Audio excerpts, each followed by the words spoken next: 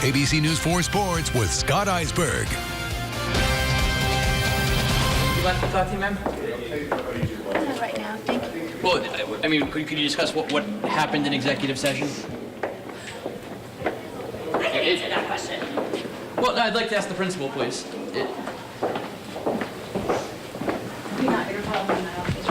Well, I'd like to just ask you some questions because you've avoided it both times now. Don't you think the public deserves a response? Ma'am, don't you think the public deserves a response?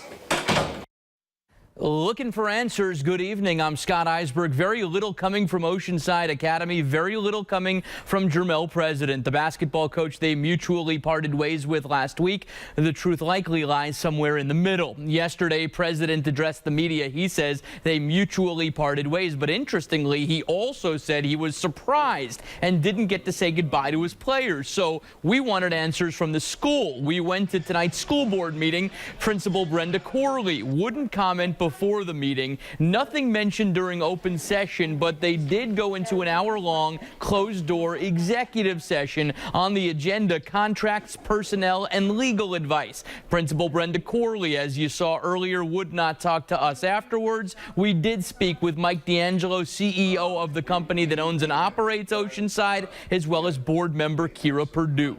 We have publicly made statements in regard to it being, and so has Jermel, President, who we love very much. It's been a mutual decision, absolutely mutual. He stated that, we stated that, and we wish him the best of luck, and we'll be rooting him on in the future. Were there any issues that led to what happened? I mean, how was this initiated?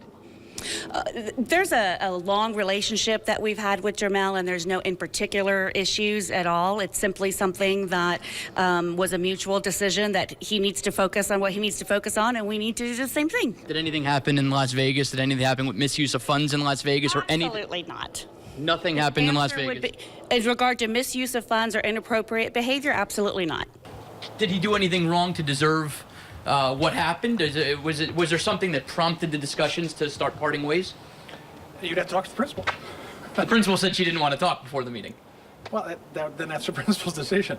This is a personnel issue, and I'm sure you understand. You're in the media.